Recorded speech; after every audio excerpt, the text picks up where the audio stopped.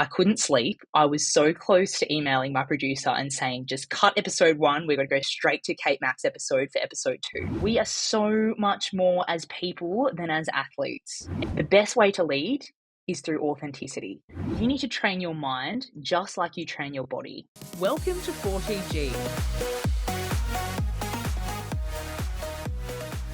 Hey guys, and happy 10 episodes down of 40G.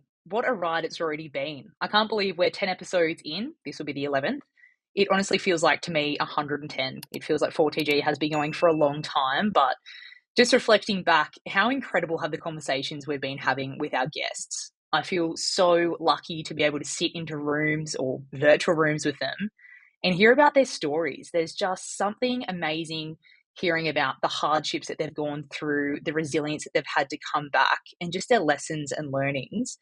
I don't know about you, but I have gained a lot of benefit from it. And in today's episode, which will unfortunately be a solo episode, so you're stuck with me for the next 30 or 40 minutes, but I just wanted to take this as an opportunity to reflect on the key lessons and themes that keep coming out of these episodes that we've had so far.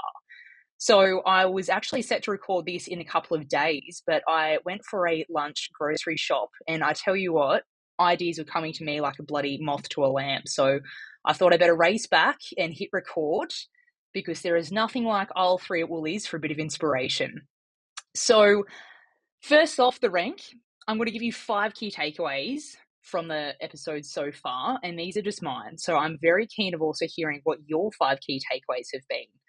And this is one thing I do want to emphasize right now. 40G is your community, okay? I'm just facilitating it. So I want to hear more from you. I want to hear what is working, what is not. What do you think we can improve on?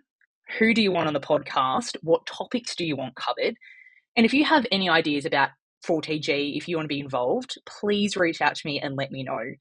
I just want to give you as much value as possible, and no guest is too big, no topic is too broad. We will get stuck into it. So the first key lesson, which I think has shown up in every single episode so far, is that vulnerability is a superpower. To be vulnerable builds trust, it builds reliability, and it deepens connections. First and foremost, I'm going to get into my first episode, which was a solo episode. I'll be completely honest with you, I was absolutely shitting it the night before. I couldn't sleep. I was so close to emailing my producer and saying, just cut episode 1. We're going to go straight to Kate Mack's episode for episode 2. Why? Because in that episode, I was vulnerable about all the issues I've had and the setbacks I've had, my mental health around my injury. And more so, I was so scared about openly telling everyone my goals and my aspirations around AFLW and bigger things in life, because it's well and good to think it, but when you verbalize it, and when you verbalize it publicly, right, anyone can listen to this podcast. So you're opening yourself up in a way that personally I haven't before. I was so scared about opening myself up so publicly on a platform like a podcast and saying what my dreams and goals are, because what would people think of me? What if I said these incredibly lofty dreams, goals, and aspirations, and I don't achieve them? It's opening yourself up to criticism. And I did speak about this before, is that we often say it's fear of failure, but it's not. It's fear of judgment. It's fear of what are people going to think of me if I don't achieve them? So in saying that, releasing that first episode has opened so many doors for me. I've been asked to go on to different podcasts. One in particular was the Steak Lads podcast, which is all about deep and raw and vulnerable conversations. And I'm not a big crier, to be honest, but he had me in tears in the first 5 minutes of that podcast, where I opened up and said things that I've never said out loud to anyone about my childhood, about my upbringing, about the dark place that I was in before even doing my ACL, when I was tying my self-worth and my identity to being an athlete and to being a footy player. And I was actually worried again at the end of that episode, thinking, what's mum and dad going to think of me? You know, I've never opened up about that previously. And the best thing about being vulnerable is that it creates this safe space for other people to be vulnerable back with you. The amount of chats and conversations that I've had with people since releasing episode 1 has been absolutely unbelievable. people have been coming up to me and sharing their vulnerabilities. They've been saying, I have the exact same dream and I've been so scared to tell anyone about it. But listening to that podcast made me think that I can do it as well. It's also deepened my relationships with my family. We've been talking about feelings and emotions and things that, to be honest, we never really did before, and it just has deepened my friendships. It has allowed me to connect with strangers and talk about the really deep and vulnerable stuff that I never would have if it hadn't been for releasing that first episode. So a reflection for me here would be, where could you let your guard down a little bit more? And what impact could that have on your relationships, on your team, your teammates, or just even on yourself? We only have to look at episode 2 with McCarthy, and she was so vulnerable and open about the mental toll it took on her being delisted from AFLW teams and that she wanted to get back onto a team for ego. She then realised that she was so incredibly happy and at peace when she completely stepped away from playing footy and moved into a new space, which was finding the voice and giving a voice to women, being a female footy analyst and media personality within the footy realm. And now she's facing many more issues, such as daily sexism, daily homophobia, and she is creating a safe space for all the future women who want to get into sports media. Then in episode 3, Fiona Sanford, God, that was a powerful episode. She spoke about perfectionism, burnout, and that you don't need to be perfect to be powerful.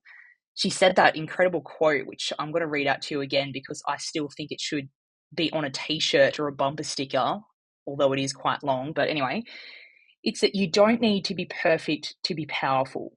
You don't need to have it all figured out to be worthy.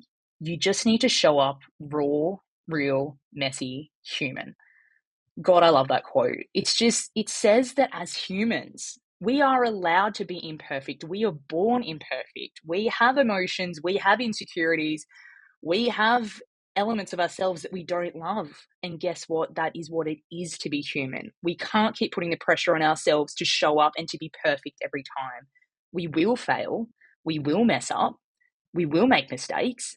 But it's all about what we can learn from that and try to continue to be a better person. And then I think about Hayley Campbell's episode. And again, Hayley is a close friend of mine and she is my own S&C coach. But we have never had a chat like that where we were so vulnerable with each other. And the level of connection that we've had since that chat has opened the door to so many other really powerful conversations that we probably never would have had if we weren't so vulnerable with one another. She spoke about her disordered eating and how social media changed her relationship with food. And she was really raw and honest about how her friend and a netballer fell through the cracks with her disordered eating, and it ended her opportunity to be a professional netballer. And in the process, she also lost herself. Another one that springs to mind is Robbie Turnbull's episode about how parents can push too hard on their kids. And he was so good and so vulnerable in saying that he felt so pressured. He was yelled at from the sideline by his dad. He was scared about getting in the car on the car ride home. And he talks about his relationship with mistakes and how to this very day that continues to show up in his life, that perfectionist trait, and that he's trying to unprogram his brain and his relationship with failing to try and be a better person and to realize that the growth is in the failure. I've just been so blown away with how vulnerable these conversations have been. And it's allowed me to think about how I approach conversations and how I can ask the right questions. And I think the main thing is if you want people to be vulnerable with you, you have to set the scene and you have to be vulnerable yourself. And I can guarantee you the level of depth that you will have in relationships, whether that is a coach, whether that is a teammate, whether that's a boyfriend, a girlfriend, your parents, brother, sister, whoever it may be, I cannot stress enough how being vulnerable is going to improve those relationships and it's going to make you a happier and more holistic person. Reflection number 2. Your self-worth is not tied to your identity, being an athlete, or how well you perform. This lesson has been my key takeaway from the past 12 months of my ACL rehab. Now, at the date of recording this, yesterday was my 1-year anniversary, and I shared a post on Instagram. And again, I was quite hesitant about sharing this post because I didn't want to be vulnerable. And my big thing too is that I don't want to keep harping on about my ACL injury. Like, it is a part of me and it's part of my journey, and it is a big reason why I started this podcast. But I don't want it to be my defining factor or my identity. I just keep using it because it is a perfect example that a lot of you can relate to. Like, every person I know has nearly done an ACL, but we aren't talking enough about the impacts that that has on your identity, the isolation it causes, and the mental strain that it can cause because we don't have the tools to overcome these things and to realize that we are so much more as a person than what we are as an athlete, or the amount of goals we kicked on the weekend, or the teams that we're representing. There is a stat that says 70% of athletes struggle with mental health post long-term injury, and I completely agree with that. Now, of the episodes that we've released so far, Kate Smythe, the former Australian Olympian marathon runner, was a testament to this, okay? She collapsed at the Melbourne Commonwealth Games. Physically, mentally, her body was shutting down because she wasn't fueling properly. And she was a couple of months out from running at the Olympic Games in Beijing. Now, she could have had the victim mentality that, why has this happened to me? I have been training, fueling, doing all of these things appropriately, and yet this happened, okay? But she didn't. She used that time to focus on her mindset, to get her body right, to look into a holistic approach to sports naturopathy, which she hadn't previously. And guess what? She had the race of her life prior to the Beijing Olympics. She broke her PB of 2 hours 28 or something ridiculous like that. She said that that race went exactly like she visualized it.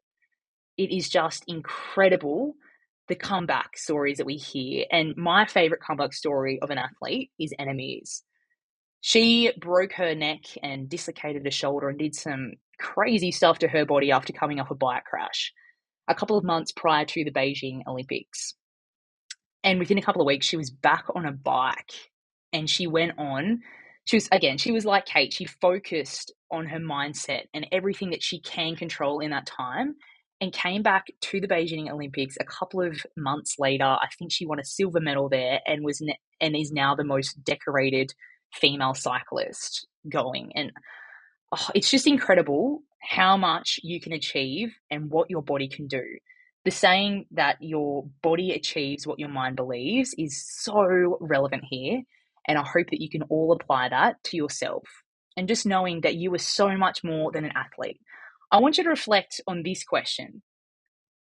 When the game ends, and it eventually will, unfortunately, unless if you're playing chess or something, who are you beyond the jersey? Sport is only one aspect of your life, just like your career is only one aspect of your life. You have to consider this, because we all know a person who always lives in the glory days of, when I was a footy player 50 years ago, I used to kick X amount of goals. And you can't help but feel sorry for them, because they have never been able to move on in their life and achieve new things and find power in things outside of sport. They constantly live their life in the rear vision mirror, always looking about how good the good old days were. And it really is just sad. We are so much more as people than as athletes. And there is more to life than sport. And the earlier you can realize that, I actually think the better you will be as an athlete. Again, we always think about the all-rounders at school, and they were good at everything, right? They were good at academics, they were good at music, they were good at sport. They had so many areas of their life that lit them up, and it allowed them to be great at sport, because they could apply the lessons and learnings from all their different disciplines in life and really hone in on sport itself. The third theme that came up quite a lot between the different episodes was around leadership, the power of authentic leadership, and that leadership looks different on everyone. There is no one size fits all when it comes to leadership. The best way to lead is through authenticity. You don't need to have a title to be a leader, and you don't need to be the stereotypical, loud, assertive, influencing type leader to lead. In the episode with Holly Bailey, we spoke about how there are different types of leadership. There's the feminine type of leadership, and then there's a masculine type of leadership. Now, the feminine and the masculine have nothing to do with genders. They have everything to do with behaviors. So we spoke about, we often think of masculine leadership being the preferred leadership style, especially when it comes to sport. You know, you think of your Disney movies and you think of the big, assertive male coach who's pumping out these super inspirational speeches and spraying people if they don't do things right and yelling at them and making them doing burpees and everything like that. But the reality is that in today's world, we need more feminine traits in leadership. We need empathy. We need understanding. We need to realize that, again, athletes are people first. They have emotions, they have external factors going on in their lives. The more authentic you can be and the more empathetic you can be as a leader, I can guarantee you are going to get more out of your team. I spoke about my personal example of my coach from Canberra, Jez Patron. He's a legend and his girls are listening to this, so hello, Patron girls. But Jez was the most kind, most welcoming, most compassionate man I think I've ever met, and he was a coach. And guess what? Our team, we probably weren't the best on paper, but we would go to war for Jez because he would go to war for us. And again, it's a reciprocal relationship with the leader. The more vulnerable and empathetic you are as a leader, the more vulnerable and empathetic your teammates will be to you. And essentially, you're going to get so much more out of them. The other leadership lesson that we learned with Liz Quinn was on being authentic and that people follow people, not personas, which I think was a really strong point, but also the lesson around followership. To be a good leader, you need to be a good follower first. As a leader, you're only as good as your followers when you think about it, okay? Everyone has a role to play. You just need to know your role and execute your role. And this came into positions on fields. So, for example, we spoke about how on a footy field, you might be a forward, but that's only your geographical starting point. Your role might actually not be to kick goals. It might be to lock the ball in a forward 50. It might be to put a bump on, put a shepherd on, and allow the person who is the best kicking goals or in the best position to kick that goal. So often we only generalize what a forward or a mid or a back can do and what their role is. But we need to break down with people, with the teammates, exactly what their role looks like so that they can play it well. So the real message to bring home around the leadership point is that leadership can be quiet, it can be relational, it can be deeply human. You don't need to be the best orator. You don't need to have the best B&F speeches to be a leader. You do not need the title of being a captain to be a leader. Everyone is a leader in their own right. I want you to think about your own authentic leadership style. And are you brave enough to lean into it? If you come to realize what your style is and you can execute it on a daily basis, you will go far, not just in sport, but in your career, in your study, in your schooling, in your family, wherever it may be. Leadership looks different on everyone, and you are a leader. The fourth lesson is that you need to train your mind just like you train your body. Mindset has been the thing that I've focused on the most in the past 12 months of my recovery, and it has been the single thing that has allowed me to have exponential growth in all areas of life and quantum leap what I thought was possible. The man, the myth, the legend around mindset was Denny Kennedy, my personal mindset coach. And I actually just got off a call with him earlier. And I always leave feeling like I can kick doors off hinges, similar to when Shania Twain's Let's Go Girls song comes on. He is just incredible at what he does. He's incredible at how he explains the mind and the mindset. And if you haven't already, book into his free 30-minute consult that he's offering all 4TG listeners, because I can guarantee you it will change your life. Again, not only in sport, but in your career, in overcoming all the self-limiting beliefs that you may not even be aware of, and you will quantum leap what you think is possible. So the main teachings that we learn about in the DK episode was around detachment, letting go of these self-limiting beliefs and embodying the version of you that's already achieved your goals. If you wanted to be a netball superstar, but you are sitting on the couch, you are eating unhealthily, you're only training 1 day a week, and you really aren't doing anything out of the ordinary, why should you be a netball superstar? You have not earned your right to be a netball superstar. I could sit here today and say that I want to go to the Olympics to be an Olympic swimmer, but I have not been swimming. I have not been training or joining a squad. I have not been eating like an Olympian swimmer. So, on what earth should I think that I will be an Olympian swimmer? If I wanted to be that Olympic swimmer, I would have to start living like I am that Olympic swimmer right now. I would be training 2 or 3 times a day. I would be honing into my nutrition. I'd be going and getting in the extra gym sessions and working on my mental edge and everything that is going to give me that opportunity to be performing like an Olympian swimmer. That is why we need to embody the version of ourselves that has already achieved the goals and not just say, I will wait until I'm an Olympian swimmer before I start swimming. It just does not make sense. Now, I think the greatest testament to mindset comes from, again, Kate Smythe.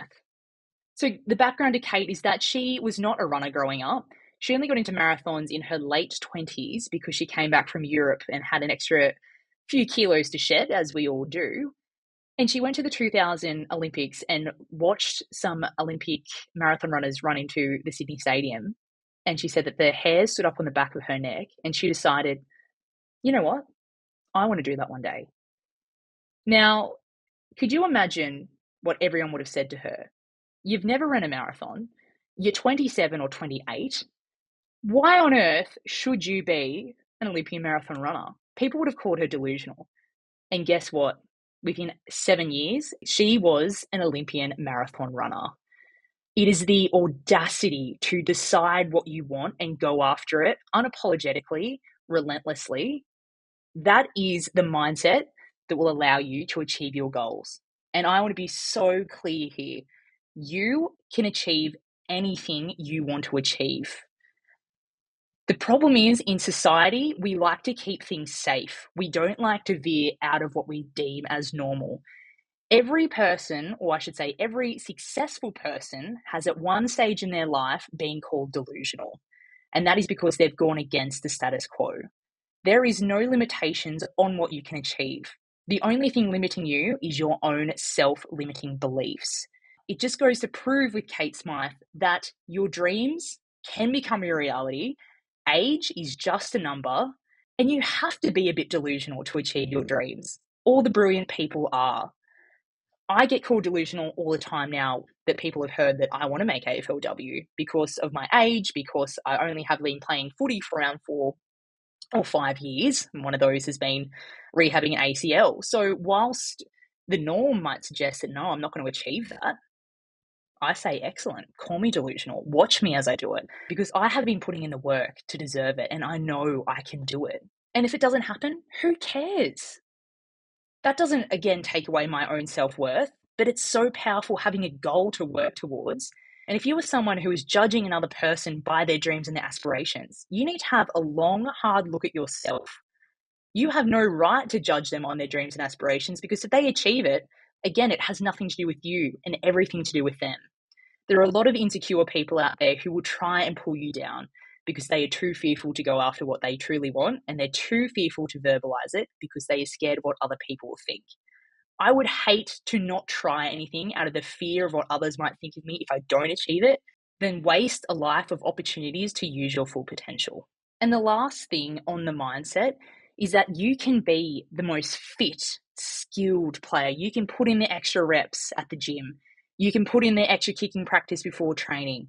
If you get on that field and the buzzer goes or the whistle blows or whatever it may be, and you freeze, or if you make a mistake that you can't bounce back from and you take that negative emotion into every play and render yourself useless on the field, the harsh reality is that you're not going to perform.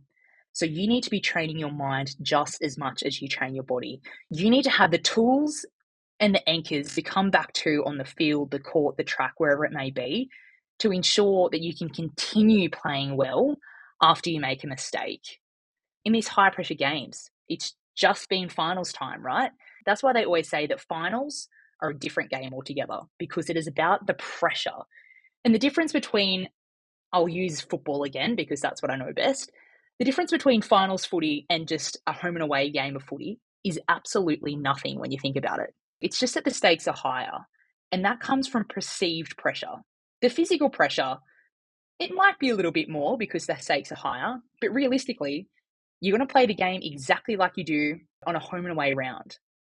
The only difference is the pressure that you're putting on yourself. And that's why we need to have the tools to overcome that pressure and to channel that pressure, which is energy, into something more positive. We need to detach from the outcome of winning the game and just go back to the notion that we are just playing footy like we normally do.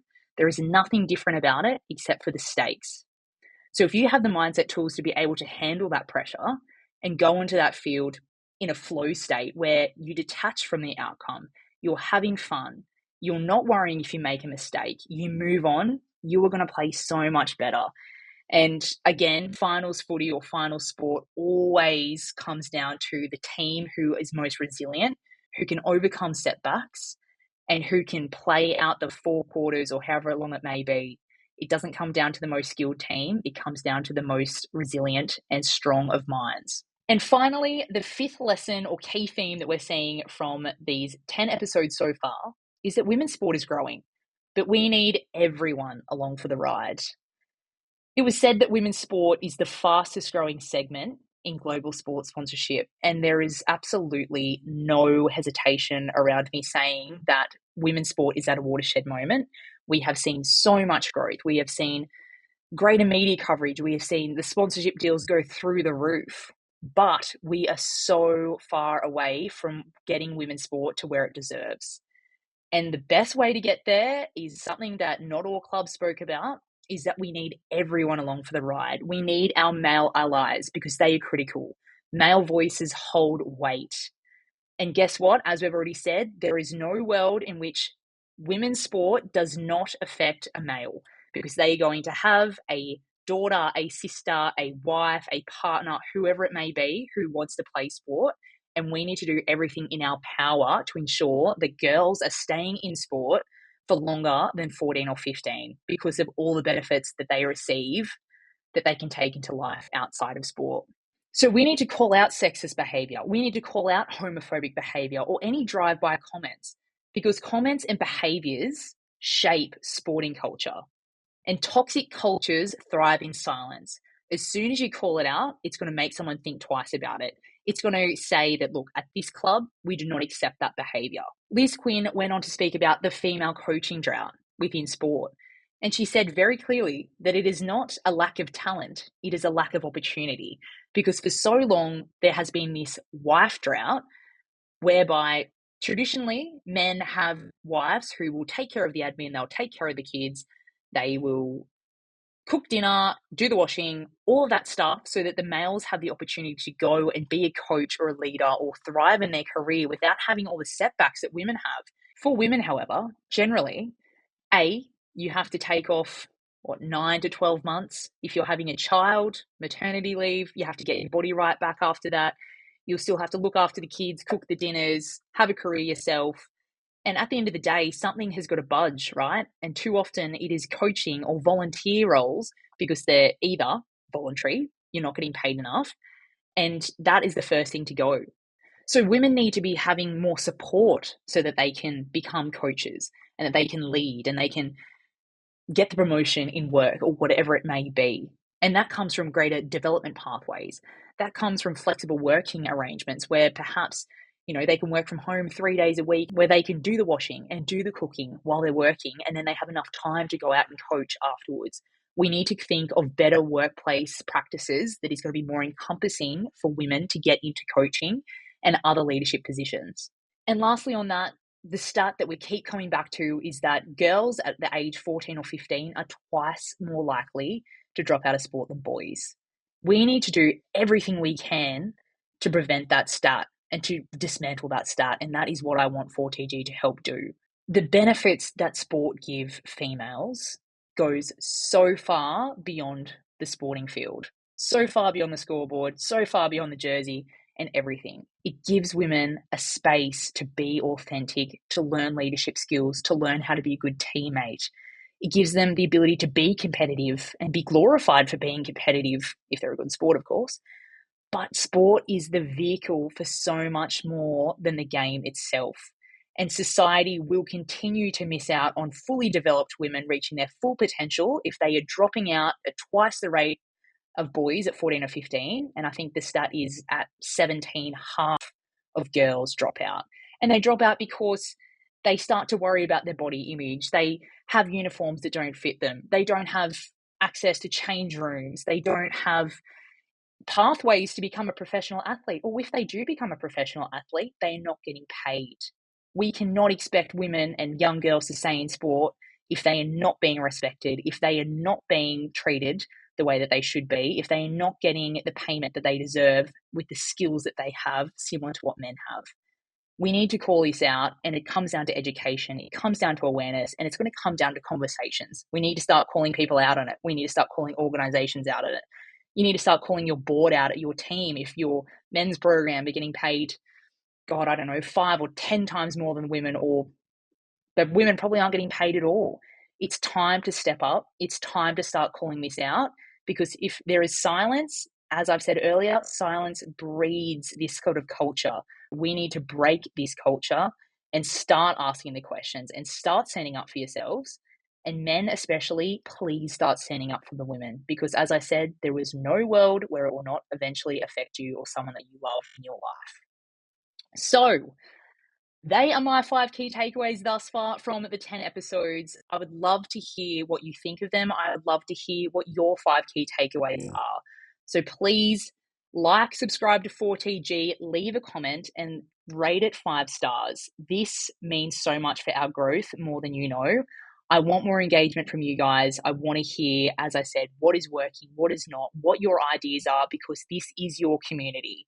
And I want you to get as much value from it as possible, so that we can empower the future generations of female athletes so they don't have to go through the stuff that we go through. I am so grateful for everything so far, and I can't thank you enough for the support. I am incredibly excited to see where we're going to be at 110 episodes. And it's pretty cool to say that you have been along for the ride the whole time. So if you know of any businesses who are willing to sponsor and support 4TG, that is how we're going to be sustainable. At the moment, it's a self-funded project. It's a spenny project, but it is worth every cent. Currently, this is my investment into women's sport, but we need sponsors and partners to help drive this. So if you know anyone, please get them in touch, and I would be forever grateful. But again, thank you so much. This one was for the girls and for everyone who believes in the power of women's sport. I hope this resonated and you got plenty of value from it.